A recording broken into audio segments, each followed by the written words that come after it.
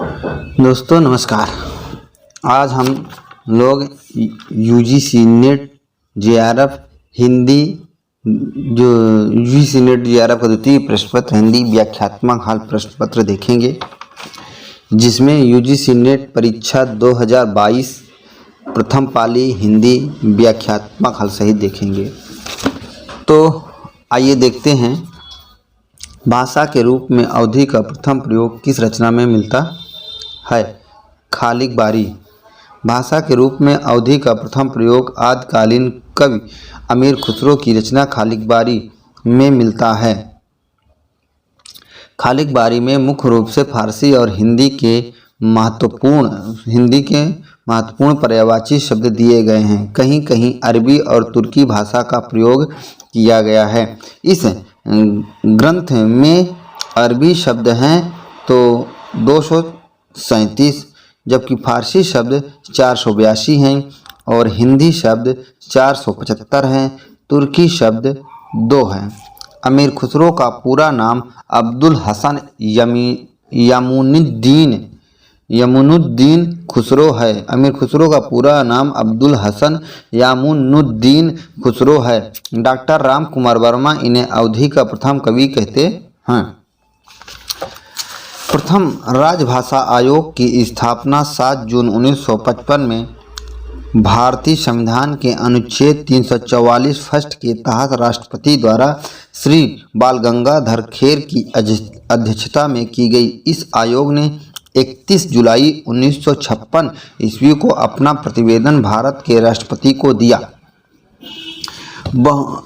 प्रथम राजभाषा आयोग की प्रमुख सिफारिशें: बहुमत द्वारा बोली तथा समझी जाने वाली हिंदी पूरे देश के लिए एक सुस्पष्ट भाषा माध्यम है। 14 वर्ष की उम्र तक के प्रत्येक विद्यार्थी को हिंदी का उचित ज्ञान कराया जाना चाहिए। राज्य और संघ सरकार के अधिकारियों के लिए किसी स्तर पर हिंदी ज्ञान अनिवार्य किया जाए और इसके लिए उन्हें अधिकाधिक पुरस्कार देकर प्रोत्साहित किया जाए। बघेली बोली किस अपभ्रंश से विकसित हुई है? तो अर्धमागधी। बघेली बोली पूर्व हिंदी वर्ग की बोली है जिसका विकास अर्धमागधी अपभ्रंश से हुआ है। रीवा इसका क्षेत्र है। रीवा, जबलपुर, मंडला, इसका क्षेत्र है बघेली का। रीवा, जबलपुर, मंडला, मिर्जापुर का कुछ भाग, फतेहपुर, बांदा का अधिकांश भाग। इसे रिवाई भी कहा जाता है। बघेली में लोक साहित्य भी मिलता है। बघेली बोली में विशेषणों का निर्माण प्रायः हाँ प्रत्यय जोड़कर होता है। अन्य महत्वपूर्ण तथ्य: हिंदी भाषा की उपभाषाएं: पश्चिमी हिंदी, पूर्वी हिंदी, बिहारी हिंदी, राजस्थानी हिंदी, पहाड़ी हिंदी। बोलियां: अवधी, बघेली, छत्तीसगढ़ी। पश्चिमी हिंदी का विकास सरसेनी अपभ्रंश से, बिहारी हिंदी का विकास मागधी अपभ्रंश से हुआ है। स्पर्श व्यंजन ध्वनि: निःश्वास वाग्यंत्र जब क्षण भर के लिए अवरुद्ध होकर संघर्ष के साथ निकलते हैं तो उनसे उच्चारित व्यंजनों को स्पर्श संघर्षी व्यंजन कहते हैं। संघर्ष स्पर्शी व्यंजन है तो च, छ, ज, झ। अन्य महत्वपूर्ण तथ्य: सा दंत ध्वनि है, यह संघर्षी व्यंजन भी है। या तालव्य ध्वनि है। ना नासिक तथा दंत व्यंजन है। हिंदी साहित्य का आलोचनात्मक इतिहास के लेखक डॉक्टर राम कुमार वर्मा हैं। इनका प्रकाशन 1938 में हुआ। इस ग्रंथ में विक्रम संवत 750 से 1750 विक्रम संवत तक का साहित्य इतिहास वर्णित है। इसे 693 से 1693 ईस्वी में व्यक्त किया जा सकता है। अन्य महत्वपूर्ण तथ्य: हिंदी साहित्य का आलोचनात्मक इतिहास की विषय सूची: संधिकाल, चारणकाल, भक्तिकाल की अनुक्रमिका, भक्तिकाल, प्रेम काव्य, राम काव्य और कृष्ण काव्य। देसिल बैना सब जनमिठा ते तैसन जपो अवहट्टा। आदिकालीन कवि विद्यापति का कथन उक्ति: विद्यापति को मैथिल कोकिल, अभिनव जयदेव, कवि शेखर, कवि कंठहार, राजा पंडित रवि, कवि रंजन कुच, कवि खेलन, कवि अपरूप कवि इत्यादि भी कहा जाता है। अन्य महत्वपूर्ण तथ्य: बच्चन सिंह इन्हें जातीय कवि कहते हैं। आचार्य रामचंद्र शुक्ल, डॉक्टर राम कुमार वर्मा, राम वृक्ष बेनीपुरी इन्हें श्रृंगारी कवि कहते हैं। राम वृक्ष बेनीपुरी के अनुसार विद्यापति की रचनाओं के क्रम हैं: कीर्तिलता, भू परिक्रमा, पुरुष परीक्षा, कीर्ति पताका, लिखनावली, शैव सर्वस्व सार, गंगा वाक्यावली, दान वाक्यावली, दुर्गा भक्ति तरंगिणी आदि। विद्यापति की अन्य उक्तियां हैं तो सुधा मुख के बिह निर्मल बाला, बल चंद बिज्जहु भाषा, दुह नहीं लग गई दुज्जन हाशा, उगना रे मोर कताए गेला। राधा के प्रेम संवेदना के माध्यम से जीवन को समझने का एक सफल प्रयत्न किस रचना में है? कनुप्रिया में। राधा के प्रेम संवेदना के माध्यम से जीवन को समझने का एक सफल प्रयत्न धर्मवीर भारती ने अपनी रचना कनुप्रिया में किया। इस काव्यकृत का प्रकाशन 1959 में हुआ। कनुप्रिया का अर्थ है कृष्णा की प्रिया अर्थात राधा। कनुप्रिया से संबंधित प्रमुख तथ्य हैं: यह काव्य संग्रह भूमिका का कथन ऐसे तो क्षण ही होते ही हैं जब लगता है कि इतिहास की दुर्दांत शक्तियाँ अपनी निर्मम गति से बढ़ रही हैं। इनमें कभी हम अपने को विवश पाते हैं। अनुक्रम: पूर्व राग, इसमें 5 गीत हैं। मंजरी प्रणय, आम्र बौर का गीत, आम्र बौर का अर्थ है तुम मेरे कौन। सृष्टि संकल्प, सृजन संगिनी, आदिम भय, केल सखी, इतिहास, विप्रलंब, सेतु मैं उसी आम के नीचे, अमंगल छाया, एक प्रश्न शब्द अर्थहीन, समुद्र, स्वप्न, समापन। अयोध्या सिंह उपाध्याय हरिऔध द्वारा रचित ठेठ हिंदी का ठाठ किस विधा की रचना है? तो उपन्यास।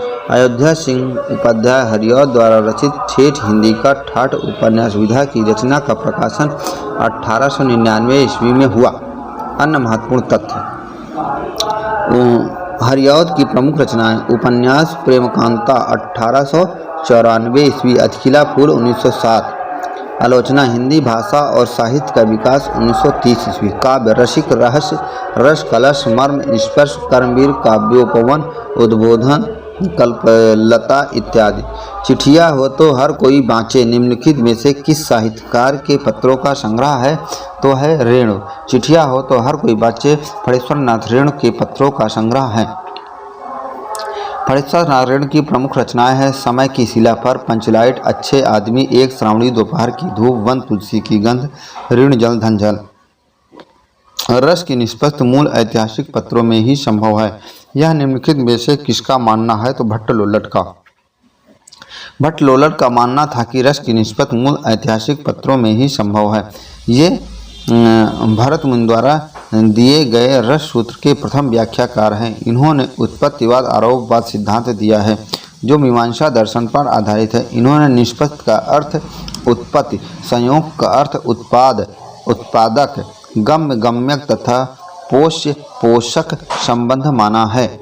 अन्य महत्वपूर्ण तथ्य है: शंकुक ने निष्पत्ति का अर्थ अनुमति माना है। भट्टनायक ने निष्पत्ति का अर्थ भुक्ति माना है। अभिनव गुप्त ने निष्पत्ति का अर्थ अभिव्यक्ति माना है।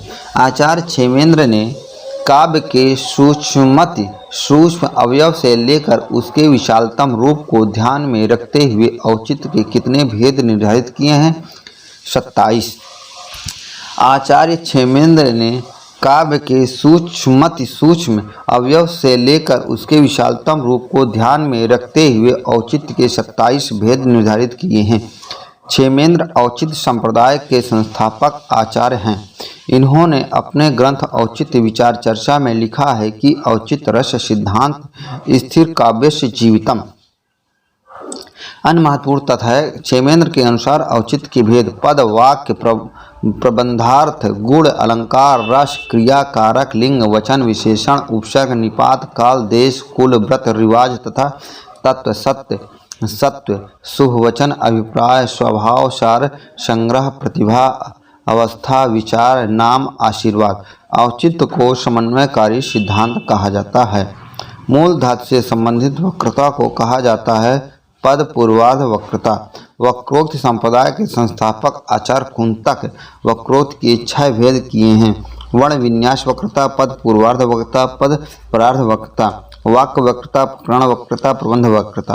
पद के पूर्वार्ध पर आधारित वक्रता को पद पूर्वार्ध वक्रता कहते हैं। इसे मूल धातु से संबंधित वक्रता भी कहा जाता है।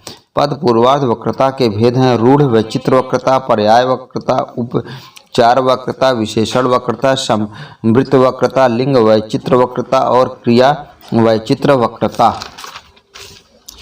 पद के परार्ध अर्थात प्रत्यय से उत्पन्न वक्रता के पद परार्ध वक्रता कहते हैं पद पदार्थ वक्रता कहते हैं। लिरिकल बैलेट्स 1798 किन 2 कवियों की कविताओं का संग्रह है? वर्ड्सवर्थ एवं कॉलरिज। लिरिकल बैलेट 1798 में प्रकाशित हुआ। वस्तुतः इसके 4 संस्करण प्रकाशित हुए। दूसरा 1800 ईस्वी में, तीसरा संस्करण 1802 ईस्वी में तथा चौथा संस्करण 1815 में प्रकाशित हुआ। लिरिकल बैलेट से संबंधित तथ्य हैं। इसमें विलियम वर्ड्सवर्थ एवं कॉलरिज की कविताएं संग्रहित हैं। इस पुस्तक के पश्चात काव्य में स्वच्छंदतावाद का प्रवर्तन होता है। इसकी भूमिका स्वयं वर्ड्सवर्थ ने एडवर्टीजमेंट शीर्षक से लिखी।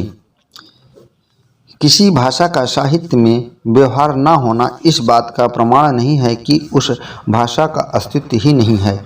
यह कथन किस लेखक का है? आचार्य रामचंद्र शुक्ल का। आचार्य रामचंद्र शुक्ल का कथन है कि किसी भाषा का साहित्य में व्यवहार न होना इस बात का प्रमाण नहीं कि उस भाषा का अस्तित्व ही नहीं है। शुक्ल जी कहते हैं उर्दू का रूप प्राप्त होने से पहले भी खड़ी बोली अपने देसी रूप में वर्तमान थी और अब भी बनी हुई है। भोज के समय से लेकर हमीरदेव के समय तक अपभ्रंश काव्यों की जो परंपरा चलती रही उसके भीतर खड़ी बोली के प्राचीन रूप भी झलक अनेक पदों में मिलती है। एशिया के हरे भरे धर्म जैसे ही वे पश्चिमी विज्ञान की वास्तविकताओं के संपर्क में लाए जाते हैं, सूखी लकड़ियों का ढेर मात्र रह जाते हैं। यह कथन किस अंग्रेज अधिकारी का है? तो वह है हंटर का। एशिया के हरे भरे धर्म ऐसे ही पश्चिमी विज्ञान की वास्तविकताओं के संपर्क में लाए जाते हैं, सूखी लकड़ियों का ढेर मात्र रह जाते हैं। यह कथन अंग्रेज अधिकारी हंटर का है। वस्तुतः चार्ल्सवुड के घोषणा पत्र द्वारा शिक्षा के क्षेत्र में प्रगति की समीक्षा हेतु 1882 ईस्वी में ब्रिटिश सरकार ने डब्ल्यू हंटर की अध्यक्षता में एक आयोग नियुक्त किया। इस आयोग में 8 सदस्य भारतीय तथा 14 सदस्य विदेशी थे। यह आयोग प्राथमिक तथा माध्यमिक शिक्षा की समीक्षा तक ही सीमित था। वैज्ञानिक ज्ञान और आख्यान में विरोध और द्वंद्व संबंध किस चिंतक ने विचार किया है? तो लियोतार्द का। जान फ्रांसवा लियोतार्द एक फ्रेंच दार्शनिक थे। इन्होंने वैज्ञानिक ज्ञान और अज्ञान में विरोध और द्वंद्व संबंध पर विचार किया है। इसकी एक थीसिस डिकोर्स फिगर शीर्षक से प्रकाशित हुई। इनकी एक प्रमुख पुस्तक लिबिडिनल इकोनॉमी है। लियोतार्द से संबंधित प्रमुख तथ्य है the post modern condition A report on knowledge पुस्तक के लेखक हैं। द ह्यूमन पुस्तक के लेखक हैं। इनका जन्म 10 अगस्त 1924 ईस्वी में वर्साय में हुआ था। उदंत मार्तंड को प्रकाश में लाने का श्रेय निम्नलिखित में से किस विद्वान को दिया जाता है? तो वो है ब्रजेंद्रनाथ बंदोपाध्याय। हिंदी के प्रथम समाचार पत्र उदंत मार्तंड को प्रकाशन में लाने का श्रेय ब्रजेंद्रनाथ बंदोपाध्याय को है। इसका संपादन प्रारंभ किया कानपुर निवासी पंडित जुगल किशोर। यह 30 मई 1826 को कोलकाता से प्रकाशित हुआ। साप्ताहिक रूप में प्रकाशित इस समाचार पत्र में खड़ी बोली का उल्लेख मध्य देशी भाषा के नाम से किया गया। उदंत मार्तंड की खोज से पहले बनारस अखबार 1845 ईस्वी को हिंदी का प्रथम समाचार पत्र माना जाता था। उदंत मार्तंड का अर्थ है उगता हुआ सूरज। चौरसिया के क्षेत्र में जुग मिलन की आस, नर्द अकेली रह गई रे, नहीं जीवन की आस हो। कबीर कि इस पंक्ति में नर्द शब्द का अर्थ है गोटी। चौरसिया के खेल में जुग मिलन की आस, नर्द अकेली रह गई रे नहीं जीवन की आस हो। कबीर की इस पंक्ति में नर्द शब्द का अर्थ गोटी है। प्रस्तुत पंक्ति भावार्थ। चौरस के खेल में जब दो गोटियां एक जगह इकट्ठी हो जाती हैं, इसकी आशा में ही भक्त जुआरी भीतर भीतर उतरता जाता है और सब कुछ दांव लगाता जाता है। उसे यह आशा रहती है कि कोई तो घड़ी आएगी जब दोनों गोटे एक जगह मिल जाएंगे, जहां तू और मैं का मिलन होगा। अंधेरे में कविता में काव्यवाचक जिसे पित पित पितः पितः ओ कहकर संबोधित करता है तो तिलक। आज गजानन माधव मुक्तिबोध द्वारा रचित कविता अंधेरे में काव्यवाचक तिलक बाल गंगाधर तिलक को पितः पितः ओ कहकर संबोधित करता है। तिलक की पाषाण मूर्ति निःसंग स्तब्ध जड़ीभूत देखता हूँ उसको, परंतु जो ही मैं पास पहुँचता पाषाण पीठिका हिलती सी लगती। अरे अरे यह क्या, हाय हाय पिता पिता वो चिंता में इतने ना उलझो। अंधेरे में कविता के संदर्भ में डॉक्टर रामविलास शर्मा इसे अपराध भावना का अनुसंधान तथा डॉक्टर नामवर सिंह अस्मिता की खोज कहते हैं। इंद्रनाथ मदान इसे आत्म संशोधन का अनुसंधान तथा प्रभाकर माचुए लावा कहते हैं। अंधेरे में कविता का प्रारंभिक नाम आशंका के द्वीप अंधेरे में था। अन्याय जिधर है उधर शक्ति है, राम की शक्ति पूजा का यह संवाद किसने किससे कहा है? राम ने विभीषण से। अन्याय जिधर है उधर शक्ति है, कहते हैं छल छल हो गए नयन, कुछ बूंद पुनः ढल के दृग्जल रुक गया कंठ, चमका लक्ष्मण तेज प्रचंड, स्थिर जमवन समझते हुए जो सकल भाव व्याकुल, सुग्रीव हुआ उर्मे जो विष घाव, निश्चित सा करते हुए विभीषण कार्यक्रम। इस प्रकार राम की शक्ति पूजा का उपयुक्त संवाद राम ने विभीषण से कहा। अन्य महत्वपूर्ण तथ्य। राम की शक्ति पूजा लंबी कविता है जो प्रबंधात्मक शैली में है। यह कविता अनामिका द्वितीय काव्य संग्रह में संग्रहित है। नयन चुवह जस महावट नीरू नागमती वियोग खंड की इस पंक्ति में महावट का सटीक अर्थ है माघ की झड़ी। नयन चुवह जस महावट नीरू मालिक मोहम्मद जायसी द्वारा रचित इस पंक्ति में महावट का सटीक अर्थ माघ की झड़ी, माघ माह में होने वाली वर्षा है। अन्य महत्वपूर्ण तथ्य। इसमें 57 सर्गों, यह 57 सर्गों का प्रबंध काव्य है। इसका 30वां खंड नागमती वियोग खंड तथा 57वां खंड नागमती सती खंड है। यह रचना मनसवी शैली पद्धति में है। इसमें 12 मासा का वर्णन है। इस ग्रंथ का आरंभ शाही वक्त शेर शाह सूरी की प्रशंसा में हुआ है। पद्मावत का बंगला भाषा में अनुवाद उजाला ने किया। झूठा सच में किस शहर का वर्णन है तो है कानपुर। यशपाल द्वारा रचित झूठा सच 2 भागों में 1958 में तथा 1960 में प्रकाशित हुआ। इस उपन्यास में जालंधर, लखनऊ, नैनीताल इत्यादि शहरों का वर्णन किया गया है, जबकि कानपुर शहर का वर्णन इसमें नहीं किया गया है। अन्य महत्वपूर्ण तथ्य। झूठा सच उपन्यास के प्रथम भाग शीर्षक वतन और देश है, जबकि दूसरे भाग का शीर्षक देश का भविष्य है। इस उपन्यास के कथा के मूल केंद्र लाहौर तथा जालंधर शहर है। इसके अतिरिक्त अन्य शहरों का भी जिक्र है। जयदेवपुरी, कनक तारा, सूद जी, डॉक्टर नाथ इत्यादि इसके पात्र हैं। मुझे उन लोगों से जरा भी हमदर्दी नहीं है जो बातें तो करते हैं कम्युनिस्टों की सी, मगर जीवन है रईसों का सा, उतना ही विलासमय, उतना ही स्वार्थ से भरा हुआ। यह कथन किस उपन्यास का है? गोदान का। मुझे उन लोगों से जरा भी हमदर्दी नहीं है जो बातें तो करते हैं कम्युनिस्टों की सी, मगर जीवन है रईसों का सा, उतना ही विलासमय, उतना ही स्वार्थ से भरा हुआ। उपयुक्त संवाद प्रेमचंद द्वारा रचित गोदान उपन्यास में मेहता और राय साहब के बीच का है तथा यह कथन मेहता द्वारा कहा गया है। अन्य महत्वपूर्ण तथ्य। गोदान के संवाद। मेरे स्वर्गवासी पिता असामियों पर इतनी दया करते थे कि पाले या सूखे में कभी आधा और कभी पूरा लगान माफ़ कर देते थे। राय साहब, नाटक कोई भी अच्छा हो सकता है अगर उसके अभिनेता अच्छे हों। अच्छे से अच्छा नाटक बुरे अभिनेताओं के हाथ में पड़कर बुरा हो सकता है। मिस्टर खन्ना, उपन्यास बाणभट्ट की आत्मकथा के कथामुख प्रस्तावना वक्तव्य के अनुसार मिस कैथरीन किस राष्ट्र की निवासी थी? तो है ऑस्ट्रिया की निवासी थी, तो है ऑस्ट्रिया की। आचार्य हज़रत प्रसाद द्विवेदी द्वारा रचित उपन्यास बाणभट्ट की आत्मकथा का प्रकाशन 1946 ईस्वी में हुआ। इसमें बाणभट्ट तथा उसके समय की सामाजिक अवस्था, आचार व्यवहार, संस्कार इत्यादि का ऐतिहासिक व काल्पनिक संदर्भों में वर्णन है। इस उपन्यास के कथामुख प्रस्तावना वक्तव्य के अनुसार मिस्टर कैथरीन ऑस्ट्रिया के संभ्रांत ईसाई परिवार की कन्या है।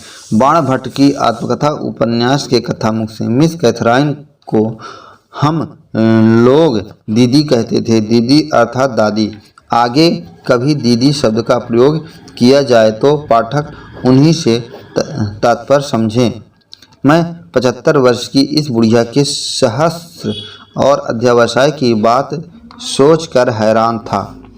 किस उपन्यास में पारंपरिक गीतों के साथ ही बाबा फरीद, शाह लतीफ़ और बुल्ले शाह की कविताओं का बहुतायत प्रयोग किया गया है? तो सी है जिंदगी नामा।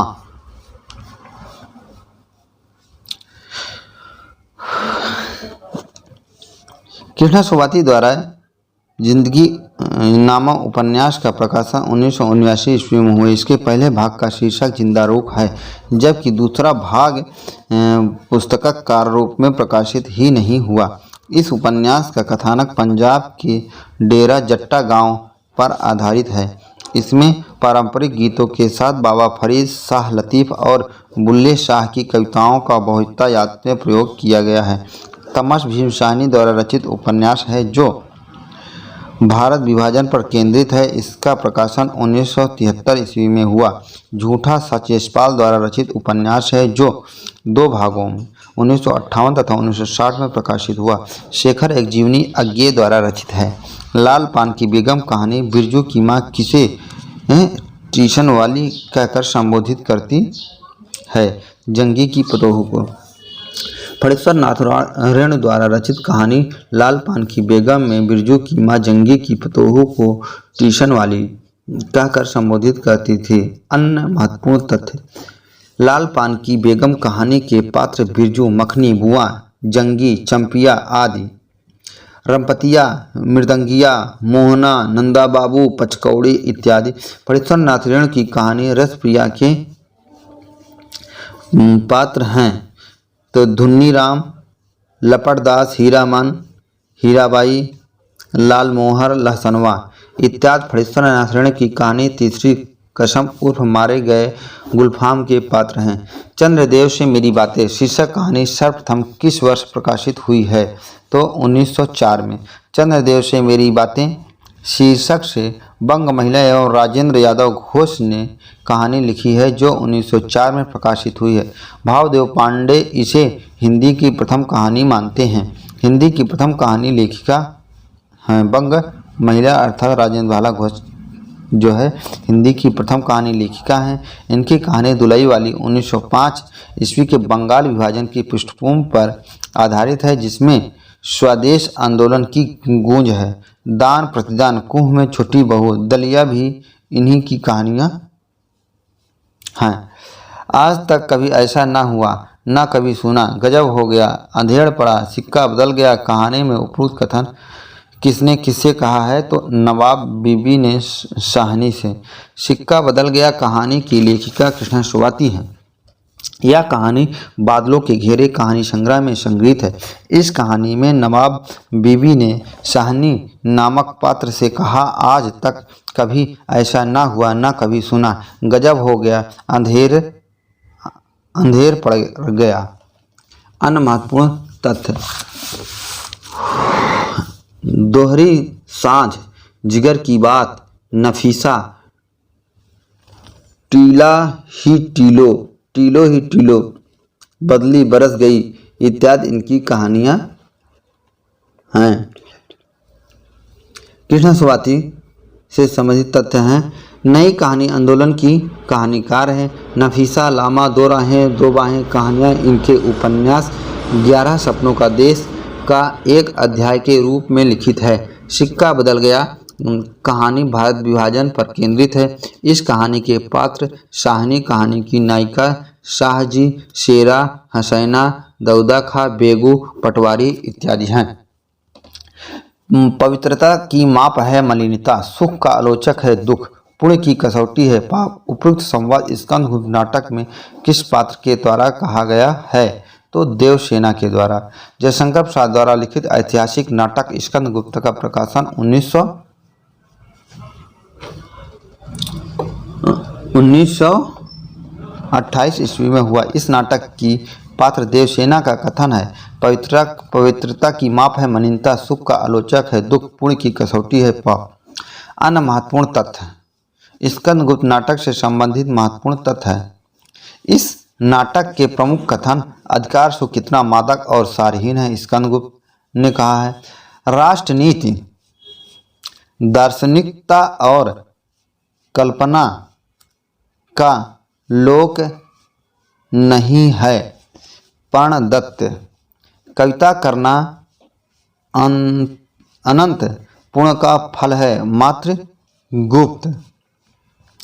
प्रणय वंचिता स्त्रियां अपनी राह के रोड़े विघ्नों को दूर करने के लिए ब्रज से भी दृढ़ होती हैं। विजया, मानव कवदानों से भी दुर्दांत और पथ से भी बर्बर और पत्थर से भी कठोर, करुणा के लिए निरवकाश हृदय वाला हो जाएगा, नहीं जाना जा सकता। अतीत सुखों के लिए सोच क्यों, अनागत भविष्य के लिए भय क्यों, वर्तमान को मैं अपने अनुकूल बना ही लूँगा, फिर चिंता किस बात की है। उपयुक्त संवाद चंद्रगुप्त नाटक में किसके द्वारा कहा गया है? तो है सिंहरण। जयशंकर प्रसाद द्वारा रचित ऐतिहासिक नाटक चंद्रगुप्त का प्रकाशन 1931 ईस्वी में हुआ। यह नाटक 1933 में अभिनय चंद्रगुप्त शीर्षक से भी प्रकाशित हुआ। 4 अंकों के इस नाटक के पात्र सिंहरण का कथन है, मानव कवदानों से भी दुर्दांत, पशु से भी बर्बर और पत्थर से भी कठोर, करुणा के लिए निरवकाश और हृदय वाला हो जाएगा, नहीं जाना जा सकता। अतीत सुखों के लिए सोच क्यों, अनागत भविष्य के लिए भय क्यों, और वर्तमान को मैं अपने अनुकूल बना ही लूँगा, फिर चिंता किस बात की है। अन्य महत्वपूर्ण तथ्य है नाटक चंद्रगुप्त नाटक से संबंधित प्रमुख तथ्य। कुछ आलोचक इसे कल्याणी प्रणय का परिवर्धित रूप मानते हैं। इस नाटक की नायिका कार्नेलिया है। इस नाटक के प्रमुख कथन है, समझदारी आने पर यौवन चला जाता है, चाणक्य ने कहा है। महत्वाकांक्षा का मोती निष्ठुरता की सीप में रहता है, चाणक्य ने कहा है। मुझे इस देश की जन्मभूमि से स्नेह होता जा रहा है, किसने कहा है? तो कार्नेलिया ने कहा है। ठीक, किसने कहा है? तो कार्नेलिया ने कहा है।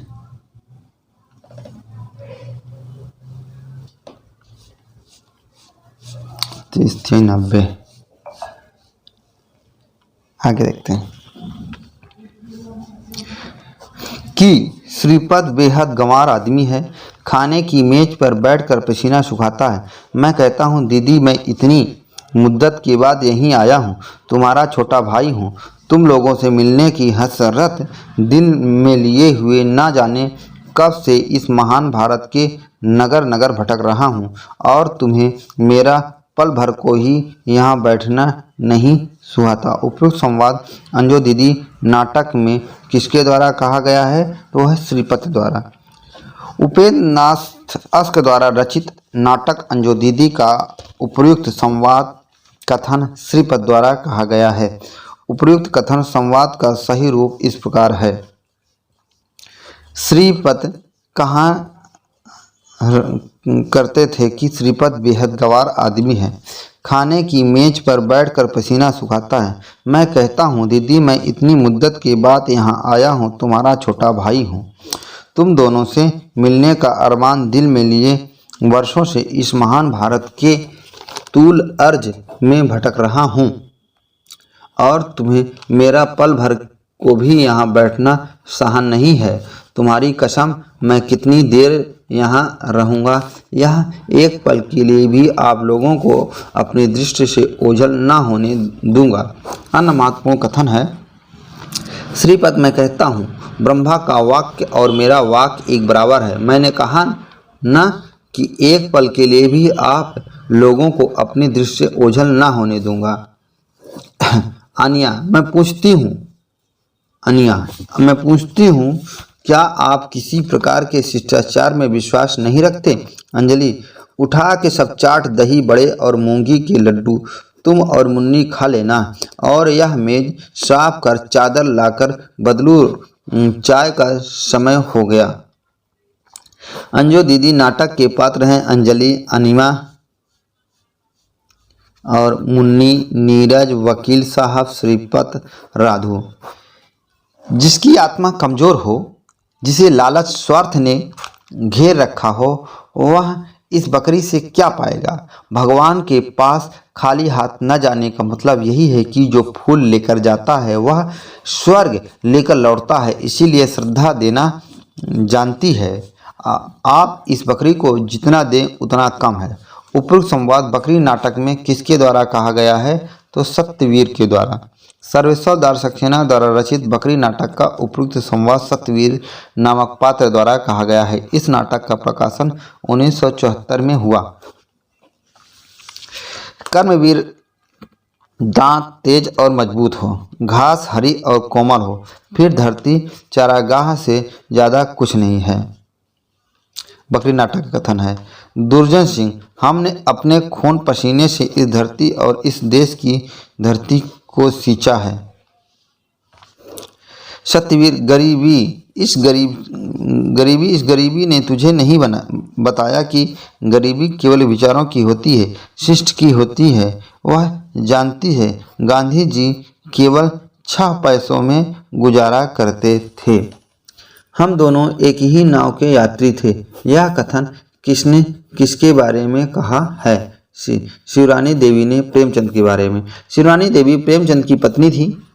उन्होंने प्रेमचंद घर शीर्षक से प्रेमचंद की जीवनी लिखी। इस कृति में प्रेमचंद के बारे में लिखती हैं कि मानवता की दृष्टि से भी यह व्यक्ति कितना महान था, कितना विशाल था, यही बताना इस पुस्तक का उद्देश्य है। और यह बताने का अधिकार जितना मुझे है उतना और किसी को नहीं, क्योंकि उन्हीं के शब्दों में हम दोनों एक ही नाव के यात्री हैं।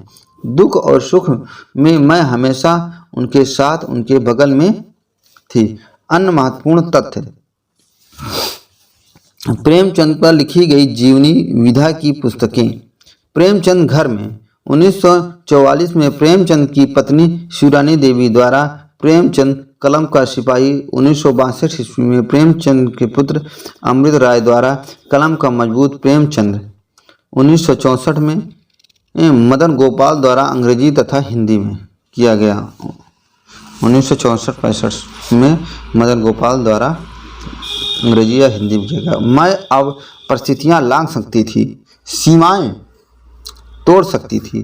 दरअसल सीमा में रहना मुझे सदैव कचोटता है, इसीलिए सीमा को तोड़ने मात्र का आभास ही मुझे अत्यधिक सुखकारी लगता है।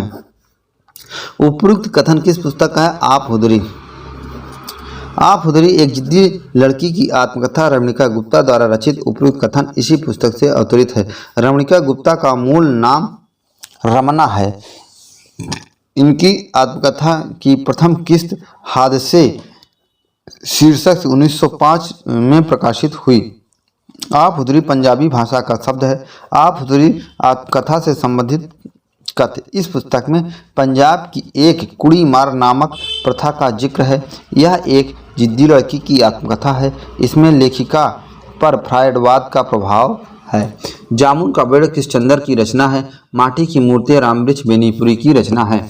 चंपा पात्र का निम्नलिखित में से किसके जीवन में महत्वपूर्ण स्थान रहा है? तो है हरिवंश राय बच्चन।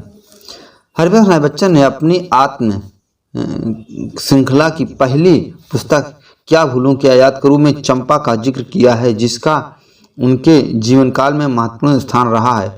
इस आत्मकथा में वर्णित मेरे जन्म के पूर्व मोहल्ले की किसी बड़ी बूढ़ी ने सलाह दी थी कि लड़के नहीं जीते तो आप जब लड़का हो तो उसे किसी चमारिन धमारिन के हाथ बेच देना और मन से उसे पराया समझ पालना पोसना। इस प्रकार यही चमारिन, जिसका नाम लक्ष्मीनिया था, हरिवंश राय बच्चन ने उसे चंपा कहते थे।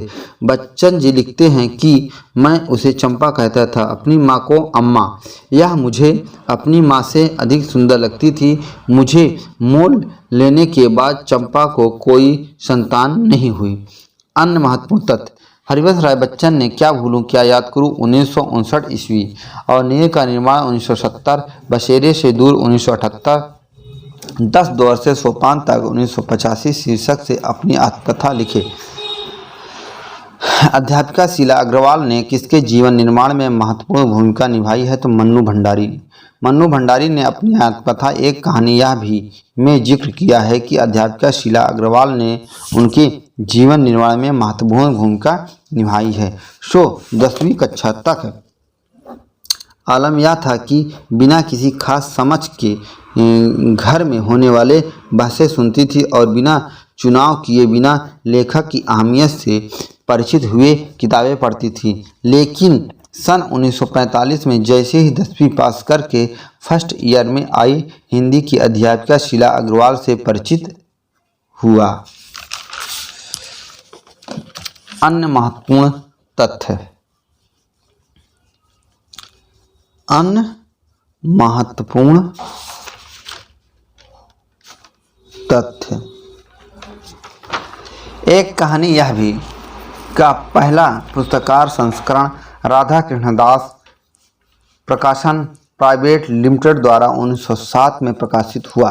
राधा कृष्णन पेपर बैग्स में प्रथम संस्करण 2008 में तथा पहली आवृत्ति 2009 में हुई। मन्नू भंडारी का जन्म भानपुरा मध्य प्रदेश में 3 अप्रैल 1931 में को हुआ। इनकी बाल पुस्तकें असमानता, उपन्यास, आंखों देखा, झूठ, कलवा, कहानी आदि है। किसी देश में भी सभी पेट भरे हुए नहीं होते, किंतु वे लोग कहाँ खेत जोतते बोते हैं, वहीं उसके साथ यह भी सोचते हैं कि ऐसी कौन नई कल व मसाला बनाए जिसमें इस देश के आगे से दून अनाज उपजे। उपरोक्त पंक्तियाँ किस निबंध से हैं? तो उपरोक्त पंक्तियाँ भारतवर्षोन्नत कैसे हो सकती है से उद्धृत है। इस सही विकल्प का अभाव में यूजी श्रेणी ने इसका मूल्यांकन बाहर कर दिया। अन्य महत्वपूर्ण तथ्य है मजदूरी और प्रेम। निबंध शीर्षक हल चलाने का जीवन, गड़रिये का जीवन, मजदूर की मजदूरी, मजदूरी और कला, मजदूरी और फकीरी। इस निबंध के अंश जॉन ऑफ आर्क की फकीरी और भेड़ चराना, टॉलस्टॉय का त्याग और जूते गांठना, उमर खयाम का प्रसन्नता पूर्वक तब्बू सीते फिरना और खलीफा उमर का अपने रंग महलों में चटाई बुनना, ब्रह्मज्ञानी कबीर और रैदास का शूद्र होना, गुरु नानक और भगवान श्री कृष्ण का मूक पशुओं से लाठी लेकर हाँकना, मूक पशुओं को लाठी लेकर हाँकना सच्ची फकीरी का अनमोल भूषण है। शिव समूह के चिट्ठे बाल मुकुंद गुप्त द्वारा रचित निबंध संग्रह है। बादशाह दर्पण भारतेंद्र हरिश्चंद्र की रचना है। उठ जाग मुसाफिर विवेकी राय द्वारा रचित निबंध है। रचनाएं स्वयं पाठकों से संवाद कर बहुत कुछ बताएगी और यह भी बताएगी कि लेखक का ध्यान रचनाओं में 2 ही बिंदुओं पर रहा है, एक तो विचार चिंतन, दूसरा ललित जो कहे। ललित निबंध ठहरी हुई विधा नहीं है। उपयुक्त कथन निबंधकार हैं तो विवेकी राय। ललित निबंधकार विवेकी राय के कथन रचनाएं स्वयं पाठकों से संवाद कर बहुत कुछ बताएगी और यह भी बताएगी कि लेखक का ध्यान रचनाओं में 2 ही बिंदुओं पर रहा है, एक तो विचार चिंतन और दूसरा ललित जो कहे। ललित निबंध ठहरी हुई विधा नहीं है। अन्य महत्वपूर्ण तथ्य।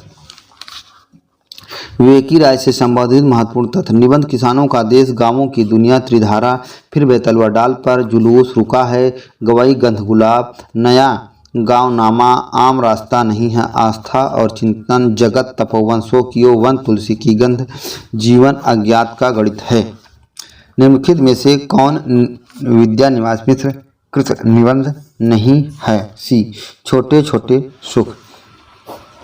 ऊपरी में से छोटे छोटे सुख निबंध के लेखक रामदरस मिश्र हैं, जबकि साहित्य के सरोकार कविता का देश तथा व्यक्ति व्यंजक गद्य निबंधकार के लेखक विद्या निवास मिश्र हैं।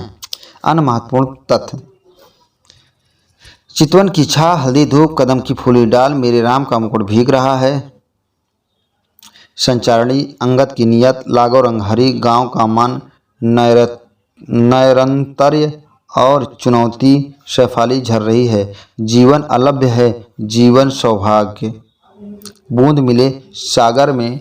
यह विद्या निवास मिश्र के निबंध संग्रह हैं।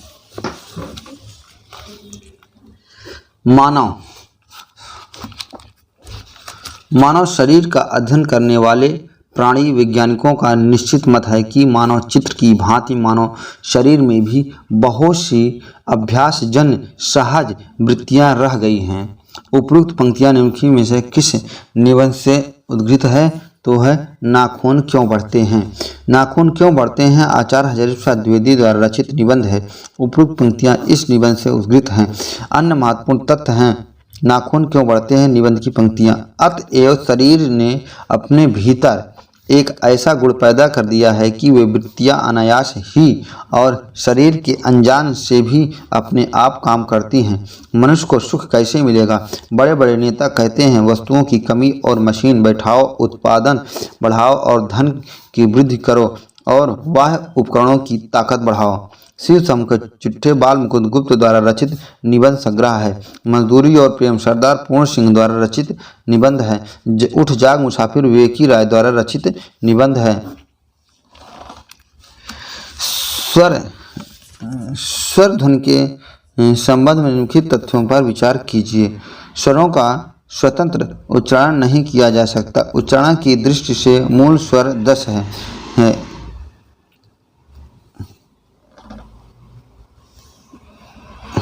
स्वर यहाँ से देखते हैं। स्वर ध्वनि के संबंध में उपरोक्त कथनों पर सही तथ्य है कि उच्चारण की दृष्टि से मूल स्वर 10 हैं। स्वर ध्वनि के उच्चारण में हवा, वायु, आवाज गति से मुख विवर से निकलती है। मात्रा के आधार पर स्वर 2 प्रकार के होते हैं, ह्रस्व और दीर्घ। हालांकि एक अन्य प्रकार लुप्त स्वर भी है, किंतु यह हिंदी भाषा में प्रचलित नहीं है। अन्य महत्वपूर्ण तथ्य: स्वरों से संबंधित महत्वपूर्ण तथ्य है आ कंठ स्वर है, ओ कंठोष्ठ स्वर है, उ ओष्ठ स्वर है, ए कंठ तालव स्वर है, ई तालव स्वर है तथा री मूर्धन्य स्वर है। री को मूल स्वर नहीं माना जाता। क्रिया के संबंध में निम्नलिखित तथ्य आइए देखते हैं। जो क्रिया वाक्य के अंत में रहकर वाक्य को समाप्त करती है वे समापिका क्रियाएं कहलाती हैं। अकर्मक क्रिया में किसी कर्म का होना अनिवार्य है। क्रिया के मूल अंश को धातु कहते हैं। अन्य महत्वपूर्ण तथ्य है: क्रिया के मूल अंश धातु के 2 भेद मूल धातु या यौगिक धातु हैं। कर्म के आधार पर क्रिया के 2 भेद हैं, अकर्मक क्रिया और सकर्मक क्रिया।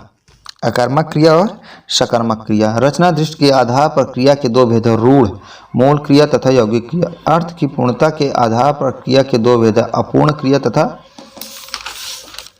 पूर्ण क्रिया। भारतेंद्र युगीन कविता के निम्नलिखित कथनों पर विचार कीजिए।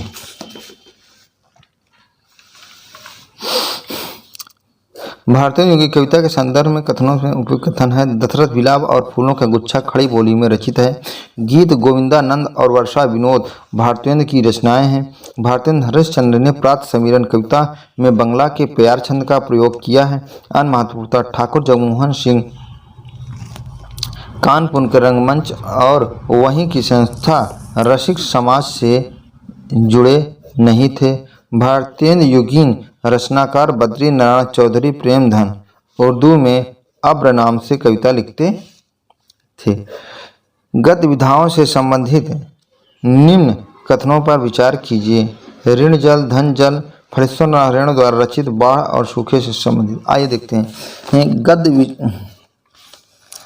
गद्य विधाओं से संबंधित उपयुक्त कथन का सही कथन। ऋण जल धंजर फणीश्वर नारायण द्वारा रचित बाढ़ और सूखे से संबंधित रिपोर्टाज है।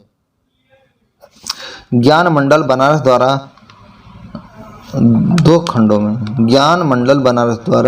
दो खंडों में प्रकाशित साहित्य कोश के संपादक राम कुमार वर्मा थे। आचार्य हजीर प्रसाद द्विवेदी अपने निबंधों में भारत के सांस्कृतिक इतिहास का पुनर्निर्माण रखते हैं। अन्य महत्वपूर्ण तथ्य है तो दूसरी परंपरा की खोज नामवर सिंह द्वारा रचित आचार्य हजीर प्रसाद द्विवेदी पर आधारित आलोचनात्मक पुस्तक है। कलम का सिपाही अमृत राय द्वारा रचित और कलम का मजदूर मदन गोपाल द्वारा रचित प्रेमचंद की जीवनी है।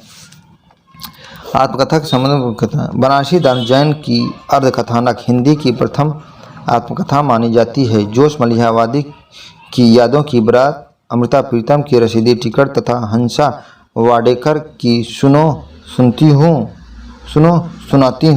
अनुदित आत्मकथाओं के उदाहरण हैं।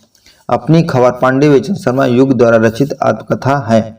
अन्य महत्वपूर्ण तथ्य है कस्तूरी कुंडल बसे मैत्रेयी पुष्पा द्वारा रचित आत्मकथा है। इन्होंने गुड़िया भीतर गुड़िया शीर्षक से अन्य आत्मकथा लिखी है। अन्य से अनन्या प्रभा खेतान द्वारा रचित आत्मकथा है।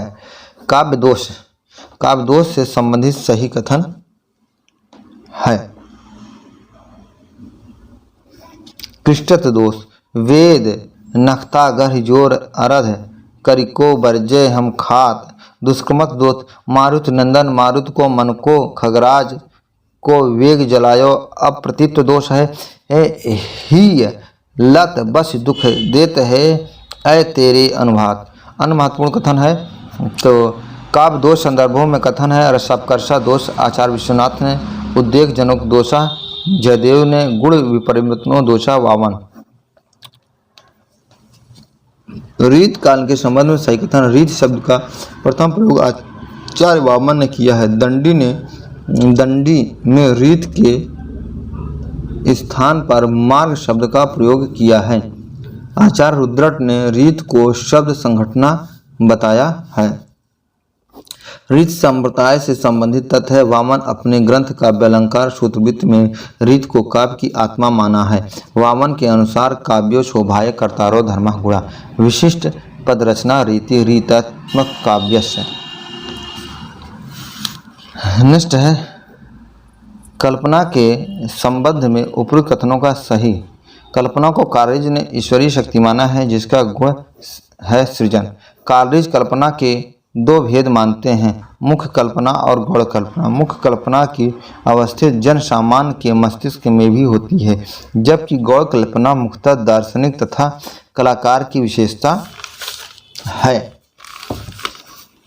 अन्य महत्वपूर्ण तथ्य कार्य से संबंधित तथ्य। कार्य के अनुसार कल्पना कार्यत्री प्रतिभा है। यह कवि की सृजनात्मकता है। इन्होंने काव्य सृजन का मूलाधार कल्पना को माना है। इनकी काव्य संबंधी धारणा का प्रमुख आधार जैनवादी सिद्धांत पर आधारित है। अंग्रेजी शिक्षा के संबंध में उपयुक्त कथनों में से सही कथन है। अंग्रेजी शिक्षा भारतीयों के धर्म के प्रति आस्था को कमजोर करने वाली थी। अंग्रेजी शिक्षा ने सरकारी नौकरियों में भारतीयों के प्रवेश के लिए द्वार खोले। अंग्रेजी शिक्षा के प्रसार के लिए सरकार ने नए शिक्षा संस्थान खोले। दलित विमर्श से संबंधित उपयुक्त कथनों का सही उपयुक्त कथन है कि डॉक्टर अंबेडकर ने इतिहास में दलितों की भूमिका को रेखांकित करने का प्रयास किया। ज्योतिबा फुले ने सत्यशोधक समाज की स्थापना की। दलित आत्मकथाएं एक व्यक्ति के बहाने समाज का यथार्थ प्रस्तुत करती हैं।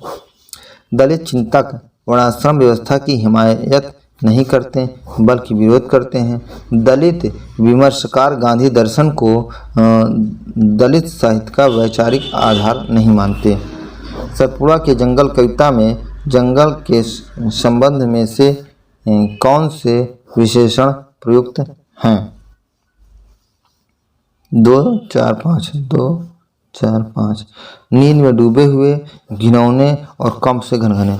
सतपुड़ा के जंगल कविता में भवानी प्रसाद मिश्र हैं। इन्हें कविता का गांधी कहा जाता है। इस कविता में जंगल के संबंध में विशेषण है नींद में डूबे हुए, घिनौने, घने और कंप से कनकने।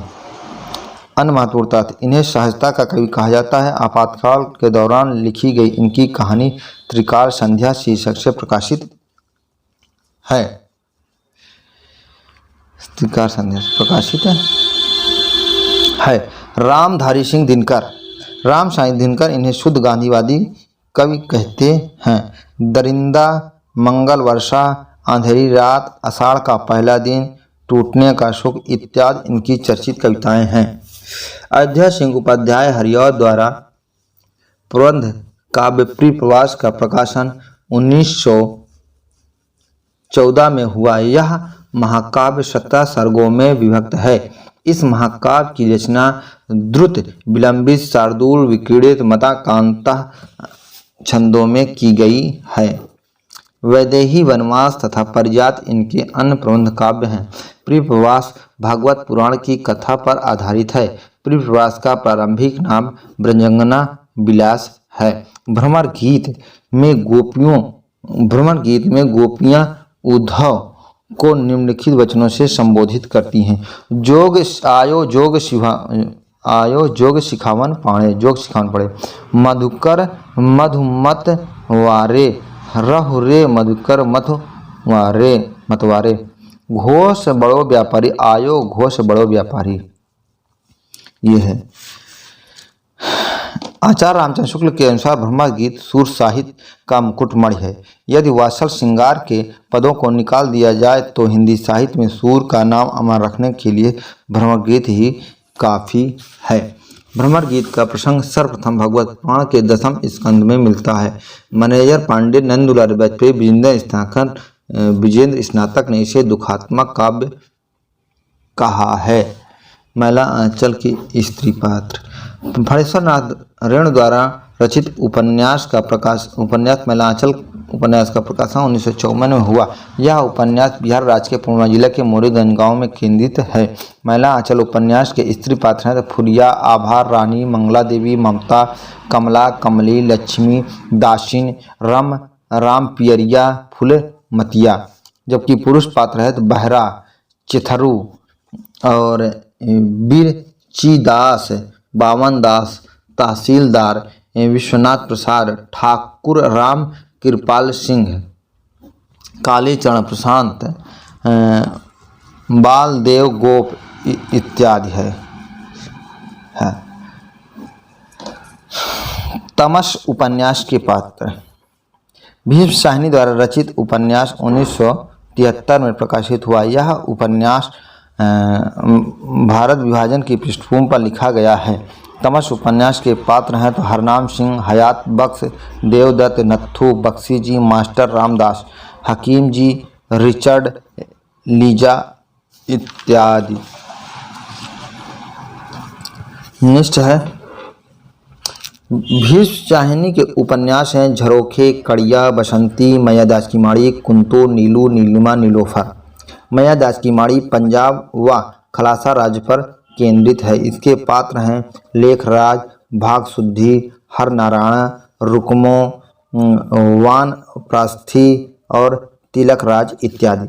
मानस का हंस उपन्यास की रचना में अमृतलाल नागर ने निम्न पुस्तकों के सहयोग लिए।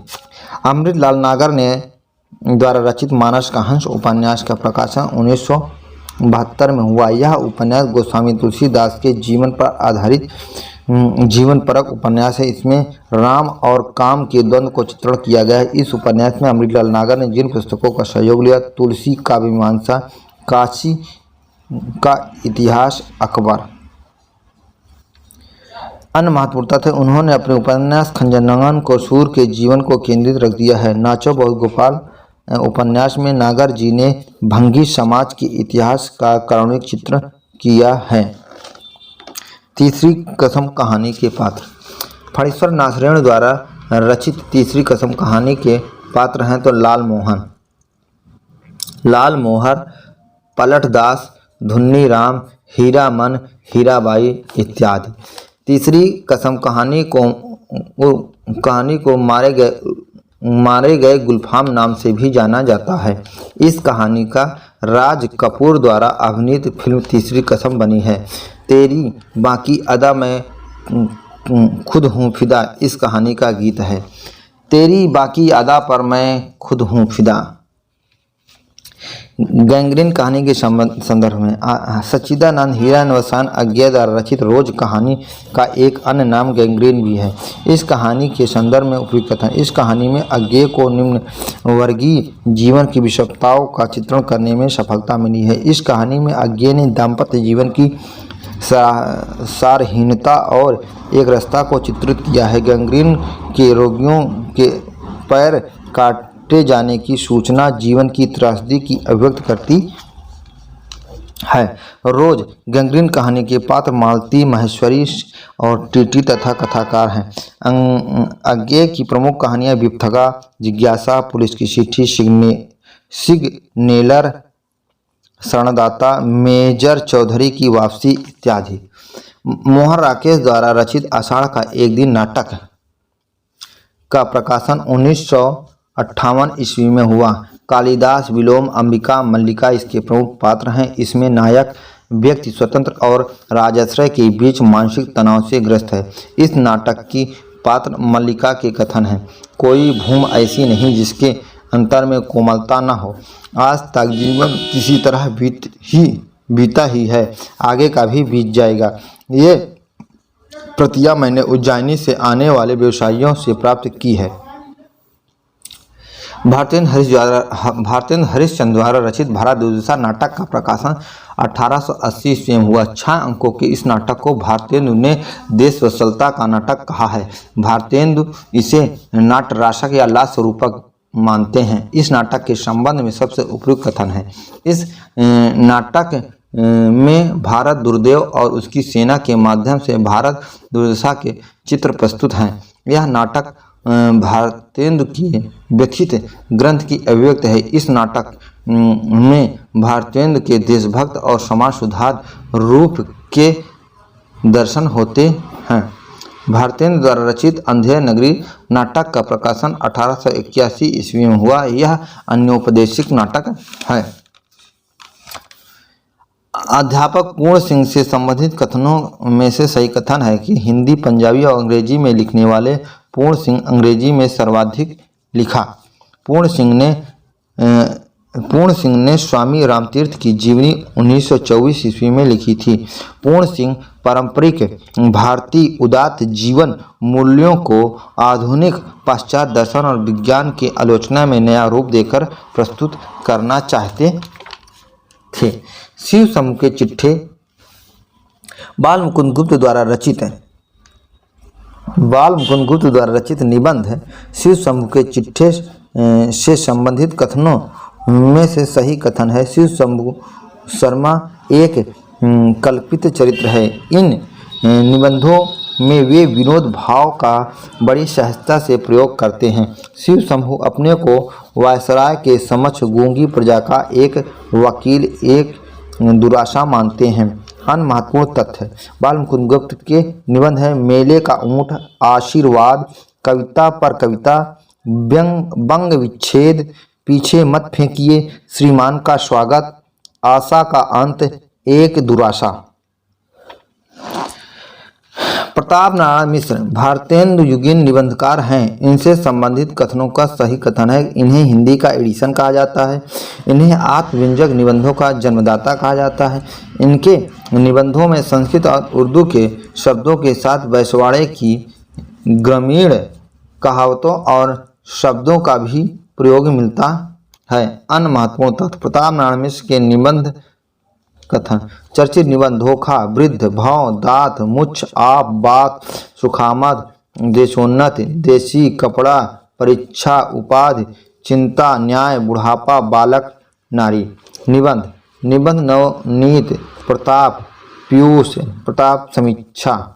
और आवारा मसीहा के संदर्भ में विचार कीजिए। आवारा मसीहा विष्णु पाकर द्वारा रचित आवारा मसीहा बंगला साहित्य के सतत संजीवनी का प्रकाशन 1974 में हुआ। इसे 14 वर्षों में लिखा गया है।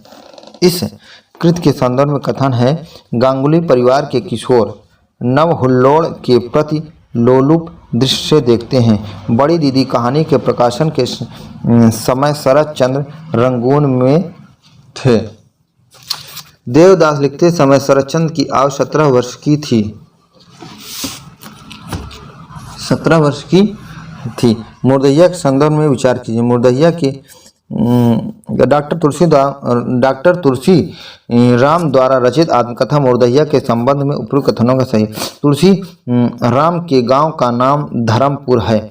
बाबा हरिदास ने तुलसी राम का नामकरण किया। कलकत्ता जाकर बलमू ने अपने नाम के आगे रविदास जोड़ लिया था। इस प्रकार यूजीसी द्वारा दिए गए विकल्पों में से कोई विकल्प सही नहीं है। इस कथन को मूल्यांकन को बाहर कर दिया गया है। आइए देखते हैं मुर्दहिया आत्मकथा से संबंधित तथ्य। उप शीर्षक भूतही पारिवारिक पृष्ठभूमि मुर्दहिया तथा स्कूली जीवन, अकाल में अंधविश्वास, मुर्दहिया के गिद्ध तथा लोक जीवन, भूतनिया, नागिन, चले बुद्ध की राह, आजमगढ़ में फांका कसी आदि।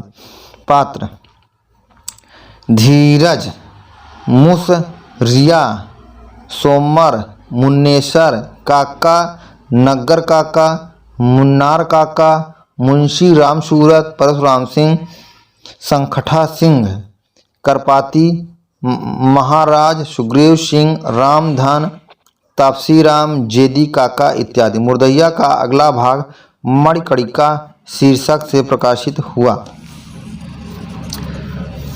नेक्स्ट है समास और उदाहरण। तत्पुरुष समास शिवालय, द्वंद्व समास लवकुश, अव्ययी भाव समास यथामति, बहुब्रीहि समास चक्रपाणी। अन्य महत्वपूर्ण तथ्य: बहुब्रीहि समास दंत धन, द्वंद्व समास कपड़ा लत्ता, द्विगु समास द्वैमातुर, आलुक समास मनसिज, अव्ययी भाव समास होता है आलुक तत्व मनसिज है और अव्ययी भाव समास निडर। निम्नलिखित को सुमेलित कीजिए।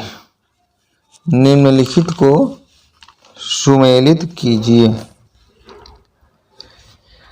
श्री संप्रदाय रामानुजाचार्य, ब्रह्म संप्रदाय मध्वाचार्य, रुद्र संप्रदाय विष्णु स्वामी, शंकादिक संप्रदाय निम्बार्काचार्य, उदासी संप्रदाय श्रीचंद, विष्णुई संप्रदाय जम्भनाथ जम्भूजी, सत्यनामी और सतनामी संप्रदाय के प्रवर्तक हैं जगजीवन दास, साधो संप्रदाय के प्रवर्तक हैं उदय दास वीरभान, महानुभाव संप्रदाय के प्रवर्तक हैं चक्रधर स्वामी महदंभा, बारकरसी संप्रदाय के प्रवर्तक हैं संत पुंडलीक।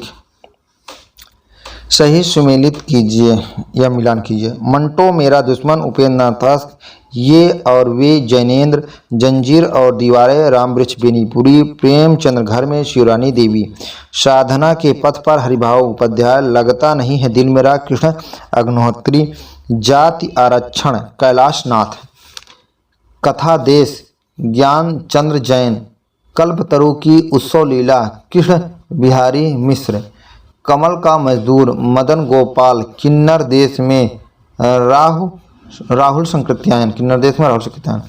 सुमेलित कीजिए। काव्य प्रकाश 11वीं शताब्दी, चंद्रलोक 13वीं शताब्दी, कुवलयानंद 17वीं शताब्दी, साहित्य दर्पण 14वीं शताब्दी। अन्य महत्वपूर्ण साहित्य दर्पण विश्वनाथ की रचना है, कुवलयानंद अप्पय दीक्षित की रचना है, चंद्रलोक जयदेव की रचना है, काव्य प्रकाश मम्मट की रचना है। आचार्य और कालखंड: भामा 6वीं शताब्दी, दंडी 7वीं शताब्दी, बामन 8वीं शताब्दी, आनंदवर्धन 9वीं शताब्दी, शेखर 10वीं शताब्दी, भोजराज और 11वीं शताब्दी। नेक्स्ट है सुमेलित कीजिए। गोस्वामी तुलसीदास, रामचंद्र शुक्ल, तुलसी काव्य मीमांसा उदय भान सिंह, तुलसी आधुनिक बतायन से रमेश कुंतलबेग, लोकवादी तुलसीदास विश्वनाथ त्रिपाठी, कवि और काव्य शांत प्रिय द्विवेदी, कबीर आचार्य हजारी प्रसाद द्विवेदी, तुलसी ग्रंथावली की भूमिका, रामचंद्र शुक्ल, हरिऔध और पृथ्वीवास, विशंभर नाथ उपाध्याय,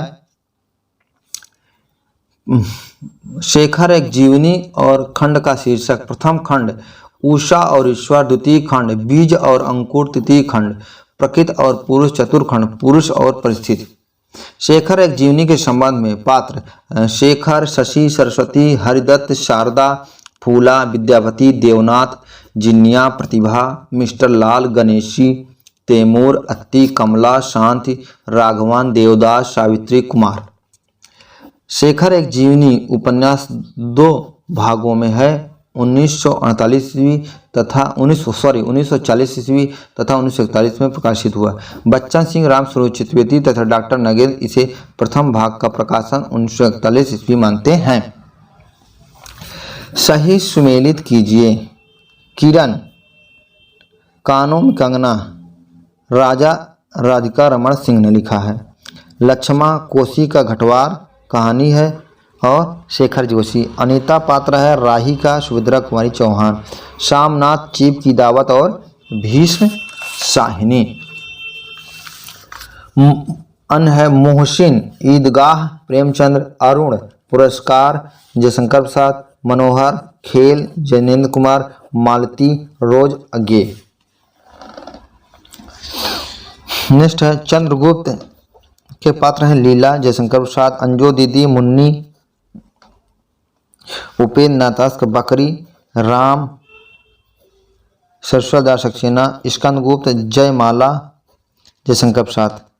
अन्य महत्वपूर्ण कथन है तथ्य है तो नाटक, पात्र और नाटककार। सूर्य की अंतिम किरण से सूर्य की पहली किरण तक, उक्काक, सुरेंद्र वर्मा, सूर्यमुख, बेनुरती, लक्ष्मीनारायण लाल, लहरों के राजहंस, अलका, मोहन राकेश, अंधा युग, गूंगा भिखारी, धर्मवीर भारती, कोणार्क, विशु चंद्र, जगदीश चंद्र माथुर।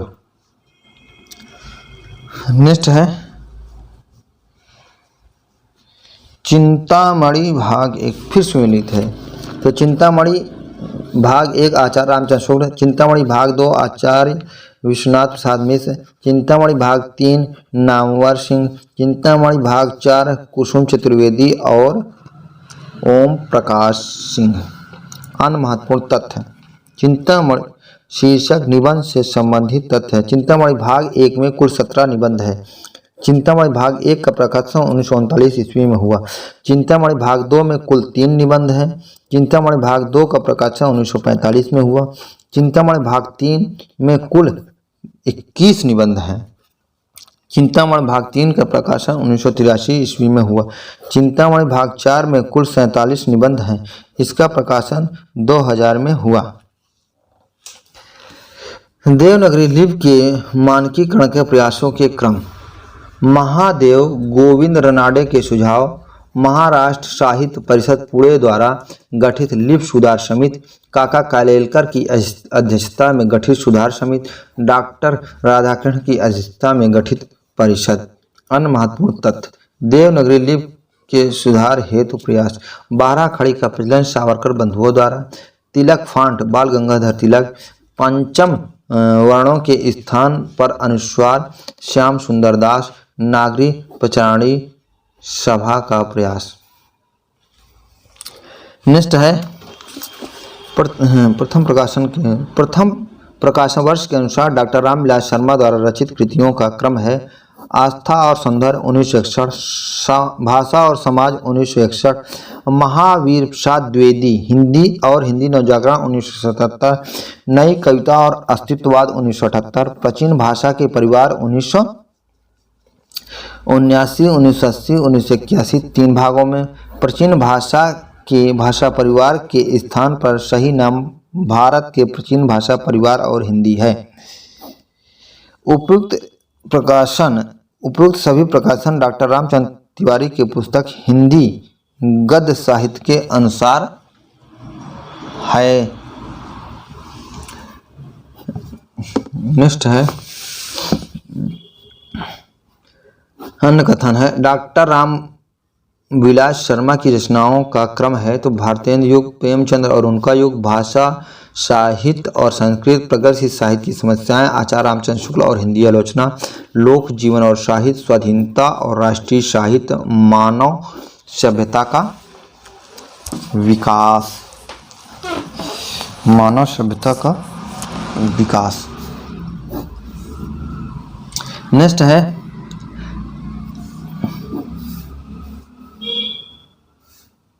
प्रकाशन स्थापना वर्ष के आधार पर संस्थाओं का सही क्रम है।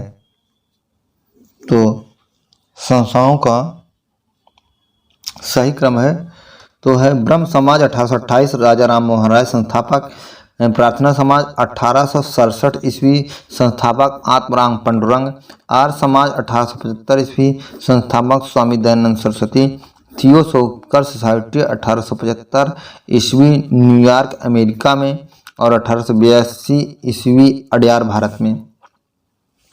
रामकृष्ण मिशन 1897 ईस्वी स्वामी विवेकानंद द्वारा बेल्लूर कोलकाता में स्थापित।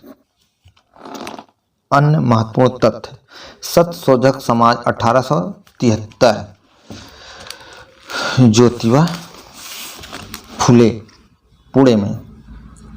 वेद समाज श्री धरालू नायडू द्वारा 1864 में मद्रास में। तत्वबोधिनी समा 1839 देवेंद्र नाथ टैगोर द्वारा कलकत्ता में। कलकत्ता स्कूल सोसाइटी 1871 में। कामायनी के सर्गों को पहले से बाद के क्रम में लगाइए। डी है लज्जा। जयशंकर प्रसाद द्वारा रचित महाकाव्य में कुल 15 सर्ग हैं। चिंता, आशा, श्रद्धा, काम, वासना, लज्जा, कर्म, ईर्षा, इराद, स्वप्न, संघर्ष, निर्वेद, दर्शन, रहस्य, आनंद। इसकी कथा का आधार ऋग्वेद, छंदोग, उपनिषद, शतपथ ब्राह्मण, श्रीमद्भागवत से लिया गया है। इसका घटना क्रम शतपथ ब्राह्मण से लिया गया है। शांति प्रिय द्विवेदी इसे छायावाद का उपनिषद कहते हैं।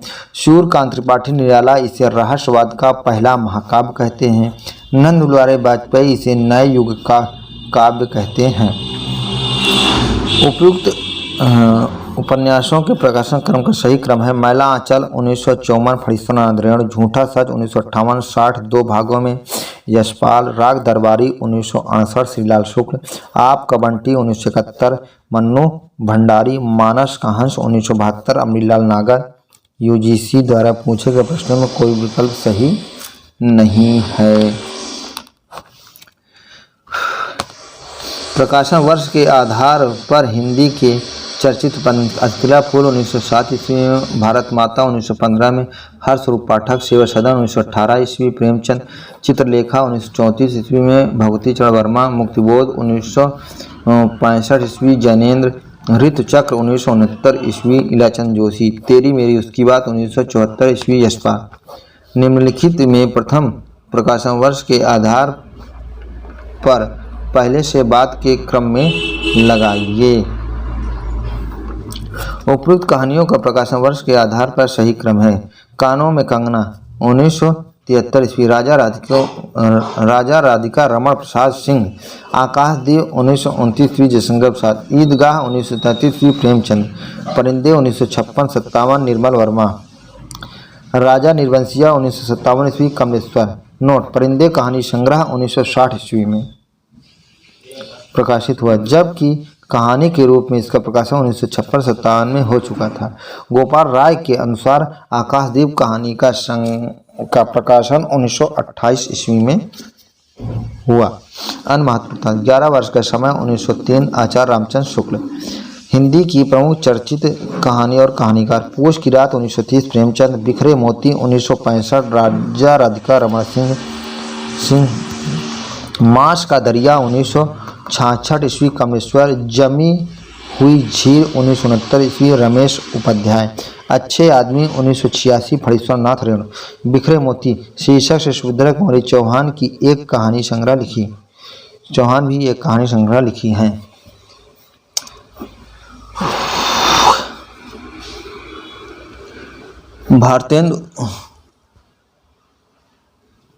भारतेंदु हरिश्चंद्र द्वारा रचित प्रहसन श्रेणी का नाटक अंधेर नगरी का प्रकाशन 1881 ईस्वी में हुआ।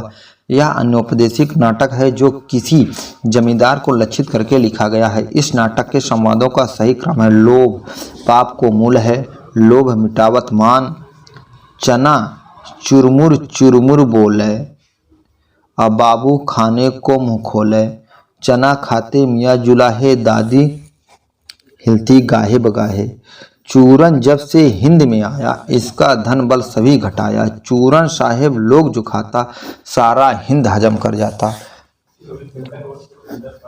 इस नाटक के अनुकरण पर विजयानंद ने महा अंधेर नगरी नाटक लिखा। देवदत्त शर्मा ने अति अंधेर नगरी नाटक लिखा। चने जोर गरम घासीराम सेंत सेत सब एक से, जहां कपूर कपास महंत ने कहा है। अंधेर नगरी अनबूझ राजा टका शेर भाजी टका शेर खाजा गोवर्धन दास ने कहा है। नेक्स्ट है अभिकथन।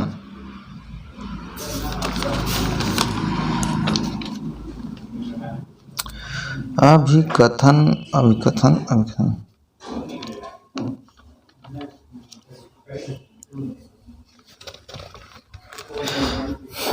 मन्नू भंडारी द्वारा रचित आपका बंटी उपन्यास में विवाह की असफलता और तलाक की ट्रेजेडी के त्रास को बेगुनाह बंटी ही सबसे अधिक भोगता है।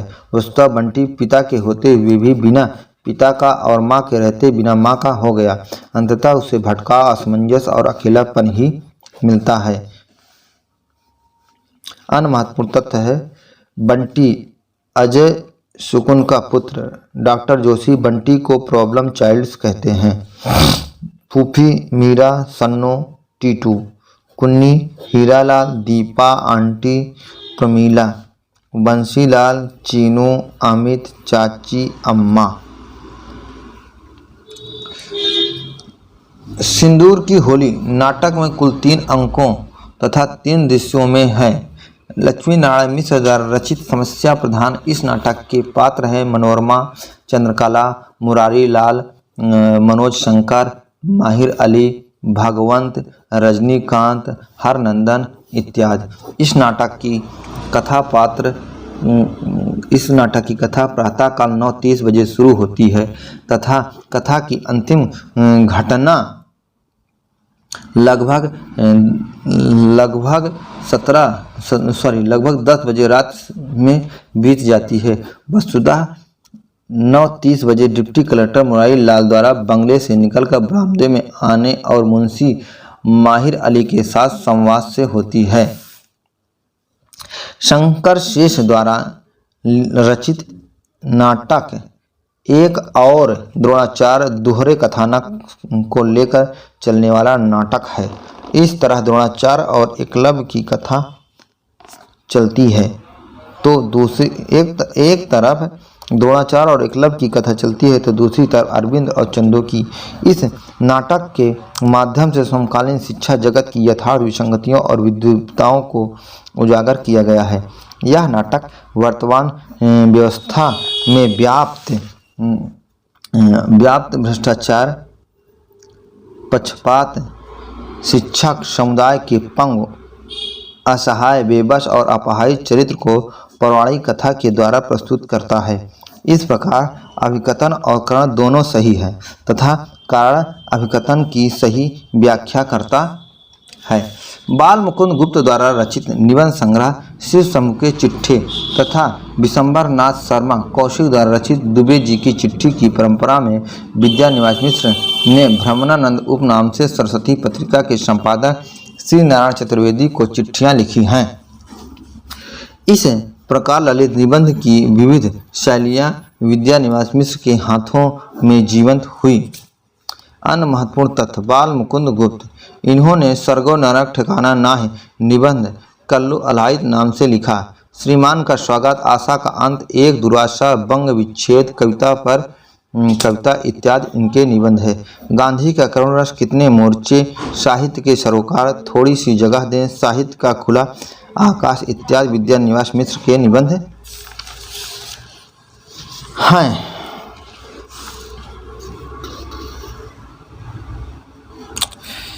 उपयुक्त निबंधों का कालक्रम सही है। गंध गंध गवई आम रास्ता नहीं है, जीवन अज्ञात का गणित, उठ जाग मुसाफिर, चली फगुनाहट बौरे आम। अन्य महत्वपूर्णता विवेकी राय के निबंध संग्रह निम्न है। किसानों का देश, गांवों की दुनिया, त्रिधारा, फिर बैतलवा डाल पर जुलूस रुका, नया गाँवनामा।